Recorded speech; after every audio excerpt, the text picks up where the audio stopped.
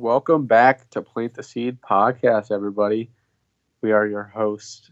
I'm Cameron, and that is Nathan. Hello. And in this episode, we have titled "In a Quarter Mile Turn." Dot dot dot Dot, dot, dot. dot. We talk about our friend Riley Lawrence's lesson. And Nathan, what Yeah. have you been to this week besides laughing over our amazing trivia question of last week, which I'm still laughing about. If you want to, I don't know if I'll be able to reveal it without crying. So Doing these trivia questions, like some of the ones that we read that are facts, or they say they're facts, and I'm like, that can't be real. And then I look into it, and it's a real thing. I'm dumbfounded. I'm like the one that we did last week, which we'll reveal here in a little bit, is hilarious to me. But the one that we did today, I think, is going to be pretty funny too, and kind of crazy to think about. But yeah, but my week's been pretty good. They are starting to open the offices, at least where I'm at. I think they're trying to kind of look at themselves as we do a lot of like restoration work, so we are a little more essential, at least like our offices are. So they're trying to push to try to get a little bit more normal. But it sounds like a lot of other people are possibly getting the same thing, which is nice. It's going to be nice to not have to sit at home all day. yeah, being stuck, it's not fun. I haven't really gone out except for like walks at all, uh, which I guess is a good thing. But especially they've extended it by like another 2 weeks, so that's going to be real fun. Ugh. The best thing that happened during this week was Aaron from church actually won like a gift card from some challenge he had to do. And it was like a $10 gift card to 7-Eleven. And I wake up and I get a random text from Brad. And Brad's like, Aaron told me to drive over to your house and give you this gift card because you got him something before. And I was like, he blessed me an opportunity to see Brad. Like, I didn't even care about the gift card. I was just like, it's Brad. So I It's got to see Brad. Brad during my quarantine. That was kind of cool. Lucky you. Yeah, so I got to see him and Julianne and their daughters and stuff. We kept our 6 feet apart distance, but it was nice to just see people and talk. So, and it was beautiful out too, which was nice. And I got a $10 gift card to 7-Eleven. So there you go. Look at you. I The know. karma came back. I was so happy. I was like, I texted Aaron afterwards, like, you blessed me with an opportunity to see Brad. Oh, and thank you for the gift card too. But yeah, with that, let's go ahead and talk about the quiz question here because I'm dying. We asked last week, in August of 2015, Dorset, Minnesota voted in the country's youngest mayor. How old was the youngest mayor? Do you want to give us the answer? Okay, I will try. He was he was 3 years old, and I read the article right, it implies that previously his older brother, who's only 2 years older than him, was also the mayor when he was five. So like, is the mayor's office like only allowed for kids, or is the whole town just kids? So what I found out is like in this town, the people pay like $1 or something for like a ballot like ticket or whatever. And I don't know if they like put it in a hat and they draw the names or something like that, but it's all randomized. So it's like people in this town put this 3-year-old kid's name into a hat and basically pulled it. And he is mayor of their town in 2015. And what was even crazier to me though is supposedly he ran for 2 terms. Like, not only did he do it once, this boy did it twice. Yeah, I'm like, getting him in randomly once is one thing, but what did he do for them to get him in a second time? I don't know. I don't know like how much he actually could control anything. It's just ceremonial, like the Queen of England. She doesn't do anything. There we go. We just got canceled. Episode 6, guys. Queen of Yeah, England's coming for us now. But she's shutting um, us. it said like his first act as mayor, like he basically got voted in and then gave out free ice cream sandwiches, and it sounded like they did it. So I would revote for somebody who gave me a free ice cream sandwich. Yes, I would. But yeah, I guess like his parents were super excited. The article I read, like his parents were like, "Oh my goodness, we've always known that he was gonna be a great leader."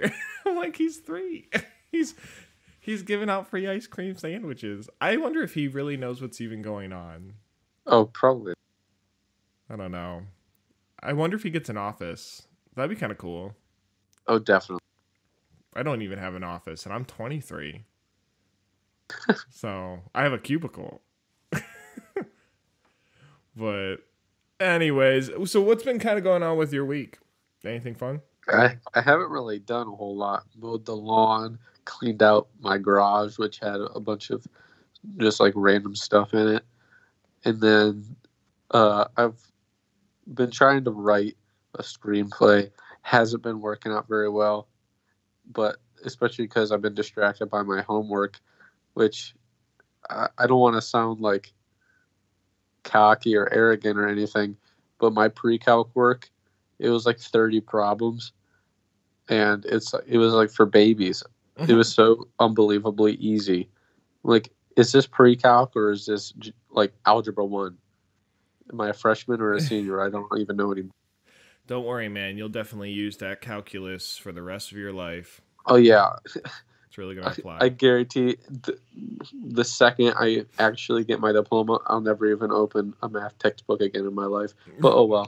I mean, if I need it, I got it. I'm good at it. So I think what blows my mind is that like if you go to a normal school building, your day is like what like your standard 8-hour workday almost, and then all of a sudden quarantine hit, and kids are done by 12 in some areas, and I'm like, you're telling me I was going to school for like 3.5 additional hours than what actually was needed for me to get my education? Like, yeah, and it's like most of the information is like useless information that like when will I ever need to know that the mitochondria is the powerhouse of the cell? Like I'm kind of upset that I know that because like yes, I know more things, which is cool, but I know useless things. There's no purpose for that in my brain. I am not a doctor. I never planned to be a doctor. I always tell my teachers that like we should all go to elementary school, and then once you get to like eighth grade or seventh grade, then you should be able to choose all of your classes instead of like just choose like 2 electives or whatever. Because I mean, by seventh grade, I mean you should have an idea of what kind of things you like and what you want to do. So right. I Well, and mean, I get it. I would want to choose my classes so I can gear towards my future career rather than just like taking biology when I want to go into like film. Yeah. I don't know. I mean, maybe some kids just don't really know, and so there might be like some people who take those classes and find out, oh my gosh, I really enjoy this, and that's what they pursue. But I agree. Like there was a lot of things like in high school that I wish I could have focused on a little more. Like for example, when I came out of high school, there's just like some life skills that like you just in most high schools, maybe there's some out there that do this, but you don't necessarily learn like the day-to-day life skill, um, like taxes or like how to do certain things that like you become 18 and then you're slapped with all of it and then you're like, oh my gosh, what do I do? So Yeah, it's like I feel like learning how to budget my taxes is far more important than like chemistry. yeah. I don't know, but I mean it's all cool information. It's interesting, but there's no practical use for most of it. True. Yeah, for most people, that's true. But let's go ahead and talk about our current event. I'm like looking at our outline here, and I'm shocked by it still. I'm not though because it's Florida. So Yeah, You guys have heard it on this podcast. I love Florida news. Like, I love Florida news than any other news because the things that come up for Florida, I don't know why. They got some entertaining stuff that happens out there. But for this week, I found an article, and maybe you've seen it. It's all over the place. It's crazy. There's a dude in Florida who is currently dressing up, or maybe not currently like right now, but he's been dressing up as the Grim Reaper and warning people on the Florida beaches of coronavirus. This guy's crazy, but he's also like being kind of hypocritical because he's going out on the beach to tell people to not go out on the beach. I'm like, you're just doing the same thing as them, just with a costume on. The article I was reading, he was like, he was saying like he doesn't necessarily, of course, hate anybody on the beach. He's not against like people. He's like, I get it, you know, I want to be on the beach too. And I'm like, but you are. Like, you're literally you on are the on the beach. beach. So, and then had a news crew on the beach too. So I'm like, so you pulled a news crew and a few other people on the beach to come see you. But some people actually, I guess, have like told him that they appreciate him and stuff. Some other people, not so much. Sounds like he's been getting heckled a lot, but he's just trying to warn people about coronavirus. So I did see him wearing a mask. So he had a mask and sandals. He's good. But it's like 90 degrees out there. And apparently like the costume he has was something, I think they said he bought it from Walmart for a different thing. And he like modified it to be a little more loose and breathable. But the whole costume's like completely like head to toe with like the little head cape and stuff. It's all black. So you know that is like just sucking in all that heat. He's sweating to death. He's going to become the literal Grim Reaper. The Grim Reaper is going to be like, I don't know, he's got something there. Like, come down and pick him up. He can recruit. There you go. I got a free game online earlier this week that was all about the Grim Reaper, and that's the whole point of it, was like you just recruit people. So maybe this is the Grim Reaper in real life. Maybe he's just a really nice guy. Yeah, he's just looking for a new job. He lost his job due to Corona. Now he's permanently the Grim Reaper. Oh goodness. Do you think that like if he gets fired from being the Grim Reaper, does the Grim Reaper get unemployment? Yeah, of course. Obviously. I wonder how much money the Grim Reaper would get paid. It's just like in amount of like afterlife slaves he gets or whatever. Just souls he gets to torture. 119 grooves. That's his payment. Oh goodness. Alrighty, everyone. Well, we're gonna go ahead and take a quick break here, and when we come back, we're gonna jump into our segment 2. We got a cool lesson from Riley Lawrence this week. Just kind of like a side note before we do like this transition. Like Brad told me that Riley spent a bunch of time like putting his lesson together and everything. And so when I was talking to Brad, he told me he did 13 pages of notes. Oh my! Shout out to Riley because that's amazing. I don't even think I've ever written 13 pages of notes for anything. So yeah, I think the last time I preached in church, I only had like 2.5 pages of. Oh, it's great. It's great. Keep it up, Riley. You're going places. But all right, we're going to go ahead and take a short break here, and then we will come back and talk about it.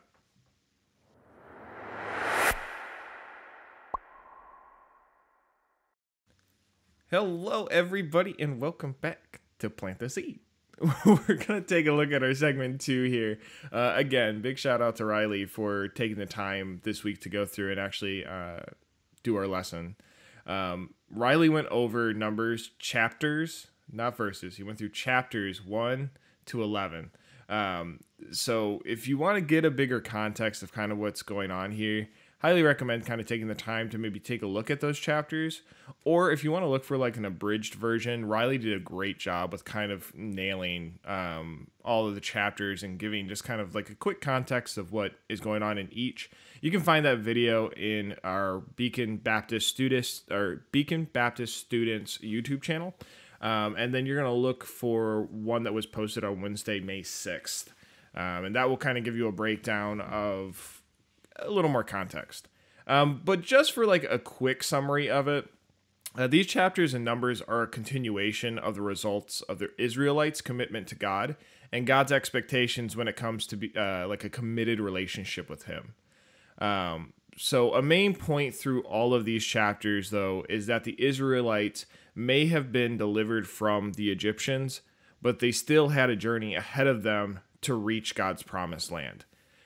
So the story of the Israelites, I think, is a good comparison to kind of our relationship with God today, where God has delivered us from sin, similar to how He delivered the Israelites from Egypt, and now we're provided a promised land or heaven. But where I think a lot of us, like either believers or non-believers, whatever the case is, whether you're looking at your spiritual life or you're looking at kind of your day-to-day life, I think there's this big thing we miss in the comparison between the story of the Israelites and our story. And that's the journey between the deliverance and then reaching the promised land. There's this whole section of story. It's not just like, oh, you know, we got saved by Egypt and oh, look, now we're in this beautiful promised land. There's like years worth of time between basically where they start and then reaching their destination.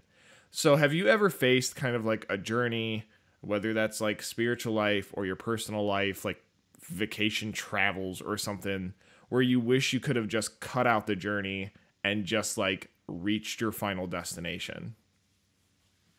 Oh, definitely. Say high school is, or just school in general, like the first 18 years of your life, is that like, it's like the tutorial phase, the prologue, and then once you turn 18 and move out of your parents' house, it's like then the real thing gets started. And then I guess most people just want to get to that instead of like going through 18 years of stuff that may or may not even help you Right. to get ready for the rest of your life. Yeah, I mean, I think the journey, I'm trying to think of like a specific one. I mean, like anytime I go on vacation, I want the journey gone. I just want to be there. Like if I'm going to Florida, I don't want the drive or the flight necessarily. I just want to be in Florida and I want to enjoy it. So those are like little times where I'm really excited about something, where I want to cut out the journey and just like get to the promised area, like get to where I'm trying to go.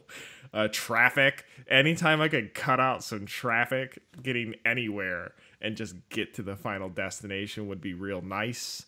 I think in like my spiritual life, there are a lot of times where like if I didn't have to go through the uphill climb or battles, I'd love to just be able to say, oh, you know, I got saved and boom, here I am.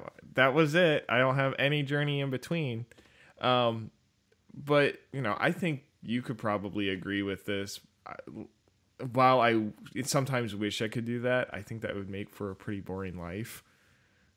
But, oh, yeah. It's because I was about to say, like, I do agree with skipping the journey and getting there, but then also it depends on who you're with. So, like a road trip could be really boring if you're like just with your parents and your siblings or whatever. But like one time I went on a road trip with my best friend and his brother and his mom to up north, and it was pretty fun. It was only like a 5-hour drive, but it was really fun. But I probably wouldn't have that much fun with just about anybody else. Sure. But it is a good analogy for like life in general. Like the journey can be boring, but it can also be awesome, and you might not want to skip it depending on who it's with. Right. Yeah, I took a trip to Tennessee with my soon-to-be brother-in-law, and it was kind of the same thing. Like, part of the fun, or a huge portion of the fun, was the journey getting to Tennessee. We got like maybe halfway to Tennessee. We had planned on getting there fairly early. Didn't work that way. I think it was like 2 a.m. or later by the time we actually got to our destination. But we had like a piece of plastic had flapped off the car that we had to fix. We had like gotten down the road a little more, and another piece of plastic decided that it wanted to do something too. Never had a problem with the car ever. It's in great condition. And then all of a sudden we're going to Tennessee and random things started happening. So we pulled up into a Walmart, ran in real fast, and we bought zip ties, a pair of scissors, and a thing of duct tape.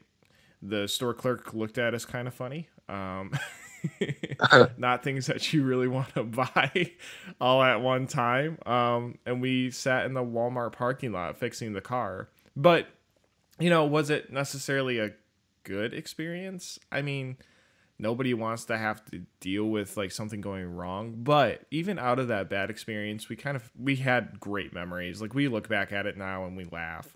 He was like on the ground under the car, and I was like trying to shine a flashlight from the top and just so we could see what we were doing. It's like well past probably 11, 12 o'clock, so there's no sunlight.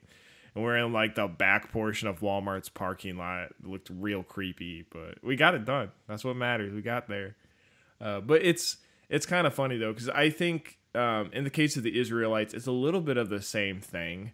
They found themselves on this journey, and when they found themselves on that journey, all they wanted to do is complain about it because they couldn't necessarily see where God was taking them. I think, they kind of wanted, as I think a lot of us want, to get an end result instantly or very, very quickly, and it didn't work like that. So what are some experiences that you've had through journeys in your life that you would have missed out on? Like, had the journey been skipped, like good or bad? I'd say probably the whole camp experience. Like, if I skipped the whole working at camp thing in order to get to know some higher up people that helped me like get into college and everything, I would have missed like meeting all the other like just regular old co-workers. Sure. And then as I was talking about earlier, like school, I mean, if I went to any other school or was homeschooled or anything, then the good friends I have now I wouldn't have had otherwise. Right. Yeah, I mean, I think that like in any kind of journey, you're gonna have ups and you're absolutely going to have downs. Like it's not always gonna be this consistent path. I feel like that's just like reality. That's just life. And for somebody that gets saved or accepts that forgiveness that God's provided to them, we're not immune to that. So it's not like you're delivered from your sin and then don't have a journey. Like you don't have any more problems throughout life. I think that's just unrealistic. I think the Israelites, experienced that same thing where, yeah, they were delivered, but they still had some time to go through. But like I said, in like Tennessee, that journey was something that I had a good time through bad things that were kind of, I guess not what we had expected. They're stories we talk about and we're excited and we're happy about now. Another one would have been like I had to take a business trip to Florida, and the only flight that they had available and could get me was a first class flight. I'm not skipping that journey. Heck no. That was the best journey ever. I got to eat little food and it was all included. So it was the first time I've ever been like on a first class flight. And I felt real dumb because I got on the plane and they let me on first and I was like escorted to my seat, and I get to my seat and I saw like a water bottle there and like a pillow and stuff. And all the other people, of course, were like, oh, this is just first class. This is how it works. My dumb self, who obviously deserved to be in the back of the plane with the other, people who can't afford the first class, I came so close. I very nearly flagged down the flight attendant to say that somebody left their stuff in my seat.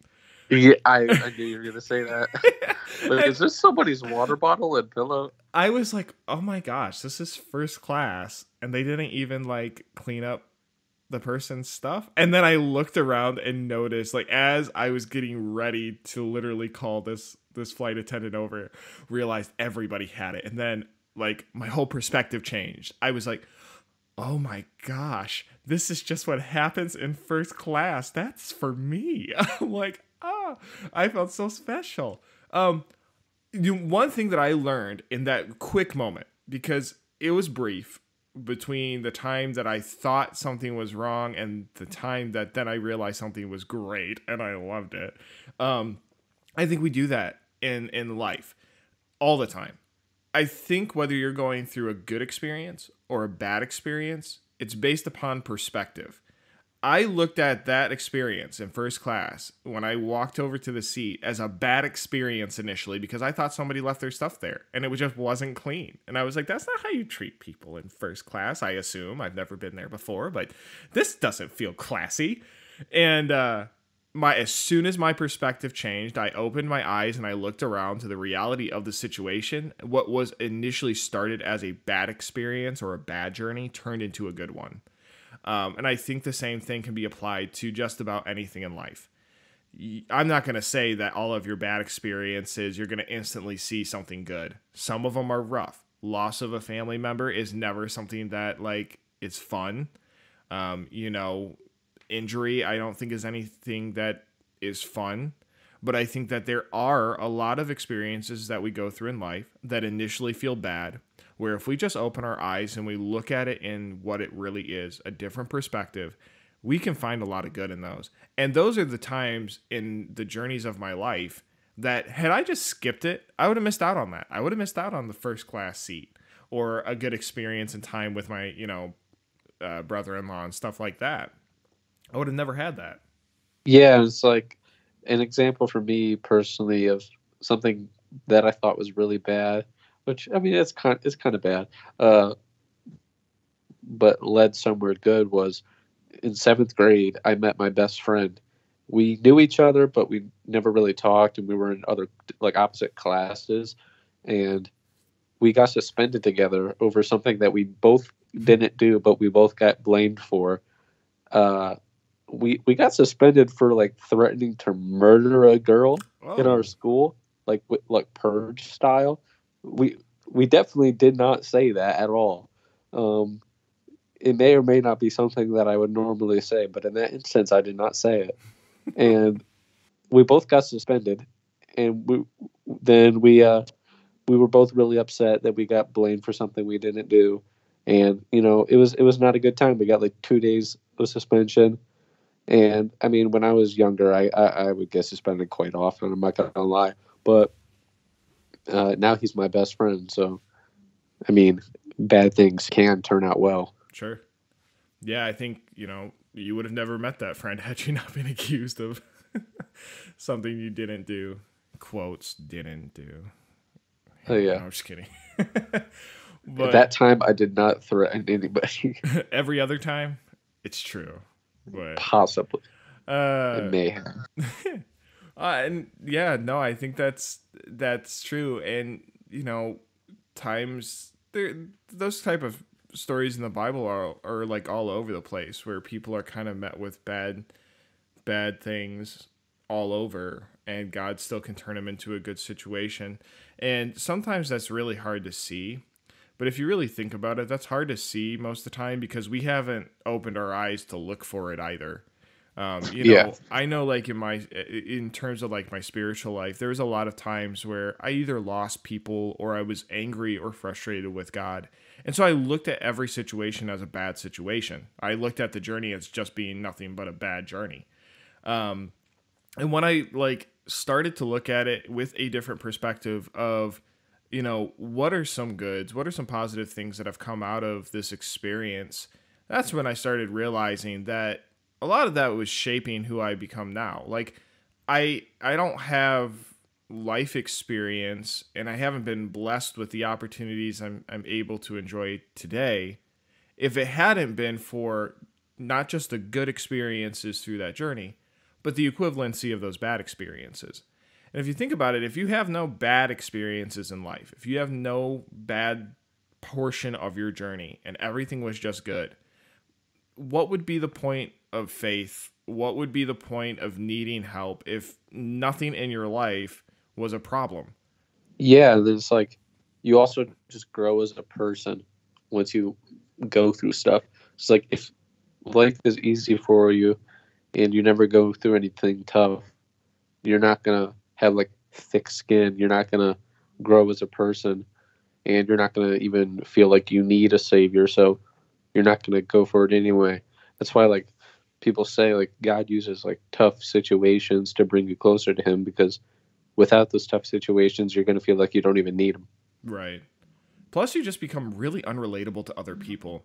I think that's another Yeah. thing that like we take for granted a lot is we look at a bad situation and we go, "Oh my goodness, I can't believe that happened," or "I'm going through something difficult," or I." And I think part of the perspective has to change from the I point of view and see it in the point of view that it's not just you who has experienced that in life. Like there's been trillions and tons of people on this planet over the course of time.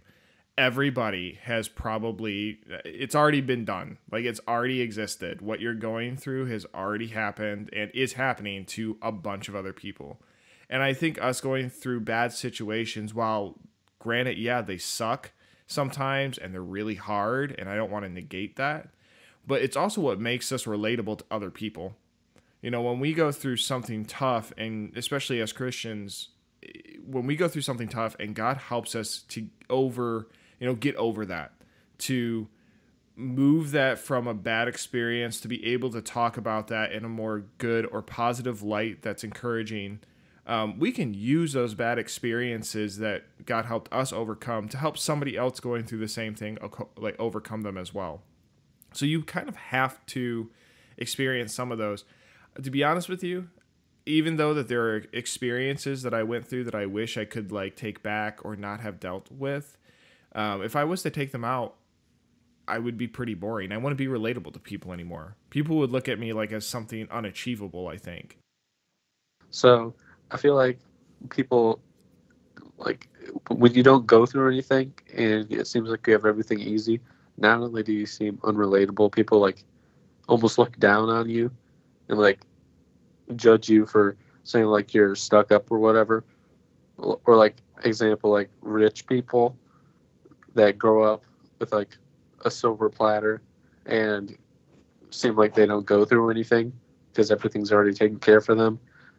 They seem more of like rude, snarky people, and I guess it's because they may not have gone through anything tough, so you know, they feel like they don't need anybody, they don't need anything, so they're just mean. Obviously, that's a stereotype, and Sure. it's not always true, but I think a lot of people view it that way. Yeah, I think it boils down to whether you have a silver platter or you're somebody, who doesn't have a bunch of luxuries in life. It boils down to just general pride. I think people are afraid of sharing the bad experiences that they've gone through in life, but it's because of those bad experiences that we can have a good, positive, outreach to other people. And just because we don't share the experiences that we have, it doesn't mean that those things are going to go away. They're always going to be there.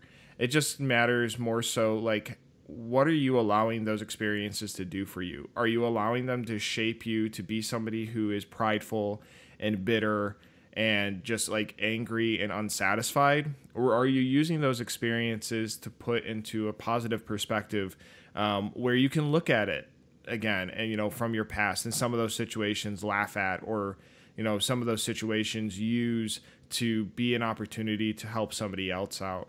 So I think it really has a lot to do with just a perspective change. And I think it has a lot to do with just being humble through a lot of those situations and not necessarily holding on to, that pride or whatever the case is. But Riley mentioned something when sharing the lesson that I also think is really interesting point of view. He said while the Israelites took their complaints to each other, Moses took those complaints to God. And only one of those ways of complaining actually showed results, which I think is really interesting. I never paid too much attention to it before. And when Riley had mentioned it and I kind of look at the story again, I'm like, oh, yeah, okay. But have you ever complained about something to others first that you then eventually took to God? And if so, what were kind of the results of both? Yes, definitely. Say usually I have a big problem with trying to do things myself before going to God, and I'll like talk to my friends and say, "Yeah, this is going on, and it kind of sucks, uh, but I can push through it, or maybe I'll need you guys to help me out or something." Mm. Instead of just going straight to God for help. I, I I know it's not the greatest thing to do, but I tend to go to God last. Sure. Try to figure out like everything else I can do to see if I can do it on my own. Usually that doesn't work out. So Sure. Yeah, I think, I tell a lot of people, and people think I'm kind of crazy for saying this. Um, I don't necessarily think complaining is bad. However, I think complaining can at least sometimes point out a few things. One, it may point out something that is actually wrong. Like whether that's wrong in society that you've recognized and you see, or something wrong in yourself that maybe from that complaining, if you change your perspective, you can see something that you need to take care of internally with God or, with somebody else or whatever the case is. So I think complaints can have a really good tool in kind of realigning yourself with whatever it is that you're not aligned with. However, if all you're doing is complaining and you're putting no action to it, then you're whining. And nobody wants to hear whining. And in the case of the Israelites and what we do, I think very often is all we do is complain and complain and complain about things in our life to one another, and we don't take it anywhere past that point. We don't take it to God, or if we do take it to God, then we're not putting action to take care of it. It's more than just like a one-step process, I feel. And I'm guilty of this all the time. Like, one reason why I struggled so much in my faith like as a teenager was I felt that like all the people that were leaving me in life were leaving me for whatever reason, and I turned that into like blaming God for it. And I'd go to like my mom and complain about it, or I'd go to my friends and complain about it. And like you had said, I did all that first before I ever took it to God and said, God, what do I do? So, the big difference I think between the Israelites and Moses is, was Moses not a complainer? No, Moses on a lot of occasions was pretty hot headed, pretty impatient at times. But the big difference is that rather than complain to everybody else, he took it to God first, and it did show results. The Israelites were given forgiveness when God was almost at kind of like ready to just say, okay, bye, good luck. So, yeah, and I feel like it's okay to complain about things, and as you said, like nobody wants to hear whining, and I definitely think there's a difference that most people don't really think about. Is like there's a difference between complaining about things and like calling things out for being not right, not how they should be. Like maybe we should do something about this. This kind of sucks, rather than like, well, got somebody take care of this. This sucks. I'm not going to do anything about it. true. Rather than like trying to come up with ways to fix something, because like complaining is just like calling something out for being messed up, and you're upset about it. Whereas whining is like doing the same thing, but not actually taking action, like you said. And I think more people actually whine than complain. Like everybody's complaining about stuff in the world, Mm-hmm. but nobody's actually changing it. Or if they're trying to change stuff, they're not exactly changing it for the better. Sure. Yeah, I think where I complained a lot, and I still find myself doing it every once in a while, is like if I'm stuck in a sin or if I feel like I can't overcome something, I'll sit there and I'll complain about it. and I'll take it to God and I'll pray to God first, which should always be your first course of action. And I'll go to my Bible and I'll study about what it is that I'm doing or involved with. And we'll get an answer from God of like, okay, so this is the steps that you need to take. And that's where it ends. And there's a lot more than just taking your complaints to God, too. It's also being willing to follow through with your actions to take care of whatever you're complaining about. In my life, it was usually like if I was having a struggle with a temptation or if I was having a struggle with a sin that I felt like I couldn't get out of, I'd take it to God. I'd say, hey, God, help me here. 30 seconds later, or, next day, whatever the case was, I was right back into it. Was it because God didn't answer me? No. Was it because, oh my goodness, well, I took it to God and it's God's fault that he didn't fix my complaint? No. I wasn't putting in action to fixing it. Going to God is absolutely your first course of action, but putting some effort into it is needed too. And the Israelites faced that as well. God said, okay, you're going to make a covenant with me. We're going to have this committed relationship and stuff. These are the steps that I need you to follow in order to do that. And they were complaining about the steps they had to follow. They're complaining that they want to get to where they want to go. Then they're complaining about the journey it takes them to get there. Then when they get there to complain about the location that they get there through that journey, it's like, that's an attitude change. Yeah, and it's like, just because you pray to God doesn't necessarily mean he's going to take care of it right away or even the way you want him to. I mean, he's never going to ignore you. He'll always answer, but you might not notice, or it might not be right away. It might not be the way you want it. And also, just because God is working doesn't mean you don't have to. It's like, you can pray to God, but that doesn't mean you sit down and do nothing and let him take care of it. You pray to him for help, but he still expects you to actually do something. Yeah. I mean, if me and my brother-in-law had gotten stuck in the parking lot at Walmart with our car broken, if all we did was like drop to our knees and go, Lord, fix the car, does he have the power to? Yeah. He also provided us a Walmart 5 feet away to just go inside and get the tools to do it. So, if we just sat there the whole time and didn't at least put some action or put some effort into getting, something, some kind of solution, we would have never gotten anywhere. And, I feel like that's the case in a lot of things that we complain about in life. Look at the situation and ask yourself, is there something that I can actually do about it? In some situations there will be, maybe God has provided tools just around you to be able to fix it. Let's use kind of a dumb example, but your toilet breaks, do you got the tools around you to be able to fix that? Well, then praise God that he provided you the tools. Let's get it done. But there's going to be situations in life too where you may complain about it and you're going to go to God and you may just not be able to do anything about it on your own. Maybe you see a friend that is struggling with something and that is causing a weight on your heart, or you are kind of overwhelmed or complaining about why something has happened to them. You may not have the power in yourself to be able to help that person.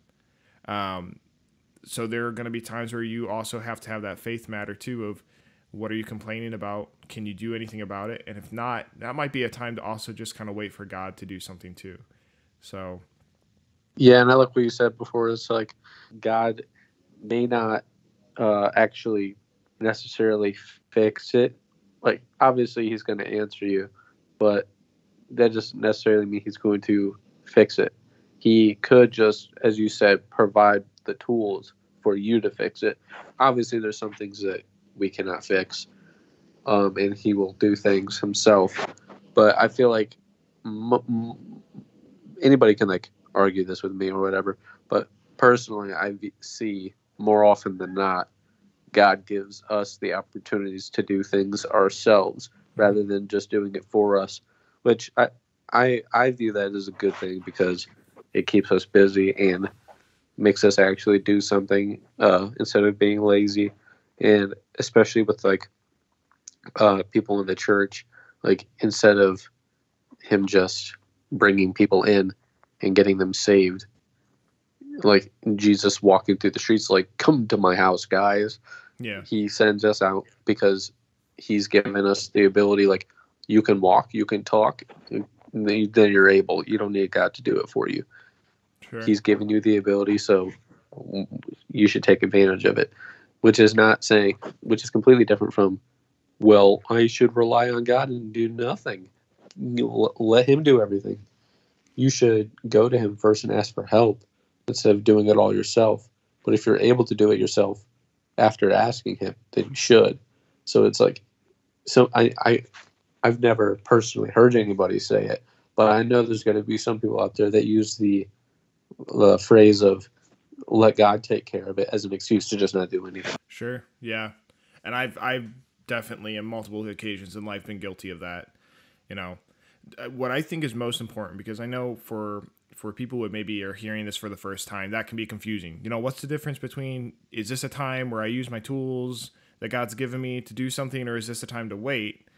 You know, and that's even something that's a little tricky, I think, at times for me to try to figure out.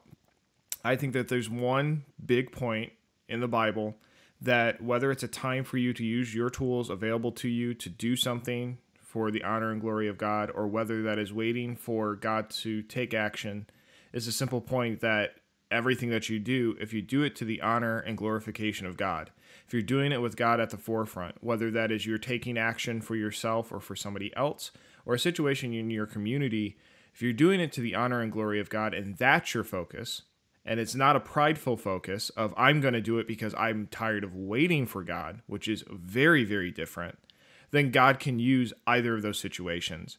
There are going to be times where you have to take action. You have to do something.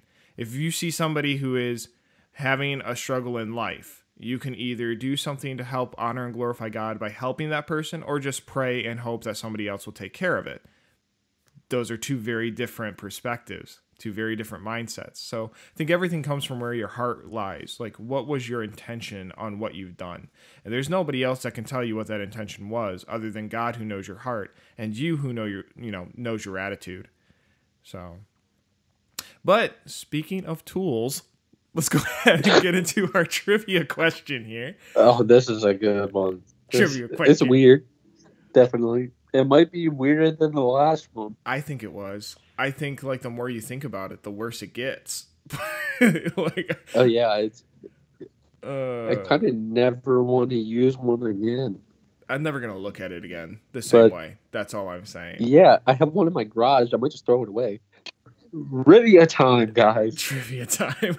All right, so here we go. It may surprise you. Chainsaws were not originally invented for slasher movies.